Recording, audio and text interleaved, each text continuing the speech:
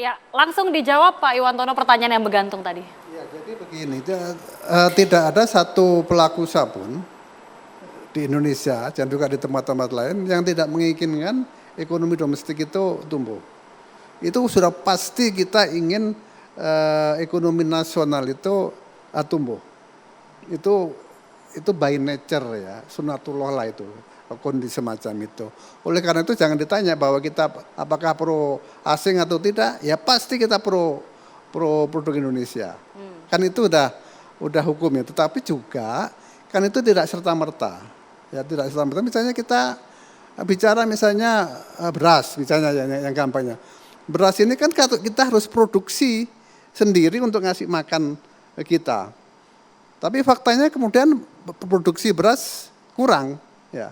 Ya mau nggak mau kan kita impor, ya kan. Mau nggak mau daripada kemudian masyarakat secara umum dan tidak bisa makan, gitu loh. Oleh karena itu, ya ada jangka panjang, ada target-target jangka panjang di mana kita harus bisa mengembangkan industri domestik, tetapi juga ada persoalan-persoalan jangka pendek yang kita harus survive dalam kondisi tertentu. Misalnya kayak COVID kemarin, kemudian pangan susah gitu ya. Masa kita biarkan kita tidak impor tapi kemudian rakyat kita mati kelaparan. Kan tidak begitu. Jadi kita harus bisa memilah antara tujuan-tujuan jangka panjang ya dengan tujuan-tujuan jangka pendek. Tapi kalau kita jangka pendeknya mati ya jangka panjangnya nggak ada juga kan gitu. Kita keburu mati. Jadi ini saya kira lagi-lagi kita mesti duduk bersama, terutama pemerintah menginisiasi BIN ini supaya jangan isu ini menjadi sangat liar sehingga menyasar orang yang tidak berdosa gitu loh. Yang akibatnya kerugiannya lebih besar kita daripada kalau mereka misalnya tidak ada kekaitan ini, terus perusahaan ini mati, ya Israelnya ketawa-ketawa aja ya, lu sendiri yang salah gitu. Nah ini kan lagi-lagi harus ada pekajian yang lebih detail untuk sampai ini loh kira-kira yang sebaiknya kita hindari, ini loh yang sebaiknya kita beli gitu ya, sehingga kemudian semua orang happy ya. Jangan lupa juga bahwa konsumen itu juga punya hak untuk mendapatkan barang yang murah, ya yang berkualitas, kapan dia mau dia bisa beli, itu juga perlu dilindungi juga. Baik. Gitu. Pak Niam, jadi ke depannya bagaimana Pak? Bagaimana kalau misalnya begini, ada produk yang dia terafiliasi atau pro Israel, tapi misalnya dia ada sertifikasi halal begitu Pak. Jadi pengkajian ke depannya bagaimana untuk produk-produk? Ya, terima kasih. Ini juga sering ditanyakan ke masyarakat. Bahkan dibilang ngapain MUI menetapkan keharaman, cabut aja sertifikatnya. Nah, saya kira penting juga saya jelaskan kepada publik, ada dua hal yang berbeda ini. Penetapan kehalalan terhadap produk pangan itu didasarkan kepada raw materialnya, ingredientnya, apakah dia memenuhi standar halal atau tidak, kemudian proses produksinya. Begitu dua hal ini terpenuhi, ya kita nyatakan halal secara zat.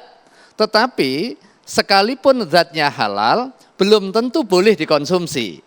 Kalau ternyata itu digunakan untuk kepentingan kemaksiatan, maka nggak boleh. Atau digunakan sebagai material untuk memproduksi sesuatu yang haram, juga nggak boleh. Contoh sederhana misalnya, ada produk buah-buahan anggur. Orang jual anggur, kan nggak ada masalahnya. Anggur secara zat dia halal. Tetapi begitu memasok untuk kepentingan produsen wine menjadi nggak boleh. Bukan berarti haram anggurnya, buahnya ini, tetapi mentransaksikan untuk kepentingan produsen wine itu yang haram. Nah demikian juga barangnya yang sudah bersertifikat halal tidak berubah menjadi haram secara material, tetapi tidak boleh dijual atau dibeli. Karena apa? Karena begitu dijual atau dibeli, itu dimanfaatkan untuk kepentingan agresi, untuk kepentingan aktivitas yang maksiat. Nah dalam konteks ini berlaku al-i'anah alal maksiyah, menolong kemaksiatan dan ini terlarang. Nah, wilayahnya di situ. Terus muncul pertanyaan, sampai kapan Kiai katanya? Dalam Q&A ini juga kita jelaskan, sampai yang pertama agresi berhenti. Jadi tidak ada lagi pemanfaatan Rp1 pun untuk kepentingan pertumbuhan darah di sana. Atau perusahaannya menyatakan berhenti mendukung. Nah, agresinya masih tetap jalan, tetapi perusahaannya mendeklar, ya kemarin, ya ini datanya nggak bisa dielakkan lagi. Tetapi hari ini saya punya komitmen misalnya. Atau direksinya memberikan jaminan. Ya sudah selesai. Makanya di sinilah butuh keterbukaan. Jadi kalau toh memang iya, ya iya aja. Jangan kemudian berkelit.